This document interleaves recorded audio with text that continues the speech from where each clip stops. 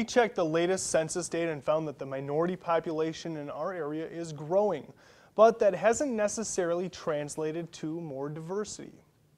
Diversity to me is just not an event, but it should be a lifestyle. Pastor David Smith moved his family to La Crosse about 15 years ago. In that time, he's seen the area's minority population grow. Yet there isn't a single person of color serving right now in a high-profile public position, including the entire city council and county board. And so we need people of color to be able to participate in decision-making, whether it's the hiring process and, as you stated before, in our local governments. Smith, who leads the Empowered Life Worship Center, says having more minority police officers, teachers, and business owners would be more reflective of the community's makeup. I would like to see more of that. And I'm not just talking about African American. La Crosse County's minority population was 6.3% 1 decade ago. It's now more than 9%. The most important thing to look at when thinking about Dr. King and all of his work is the progress we've made.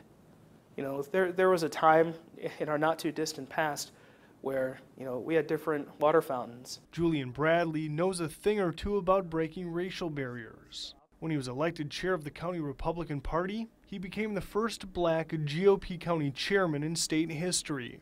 While he expects to see more minorities elected to local government in coming years, he's not overly concerned with the current lack of representation. Because what I've found in my experience is if you think like that a lot, you get caught up in it. And I'm not willing to let that, get my attention and be caught up in the fact that I don't see a lot of other people that look like me in positions of power in this area. Both men agree there is still more work to be done, but they say things are heading in the right direction. A town like La Crosse, it's not a lot of people of color here. I mean, maybe in certain pockets. And it's going to take some time for people of color to be able to integrate with the larger population. It just takes time.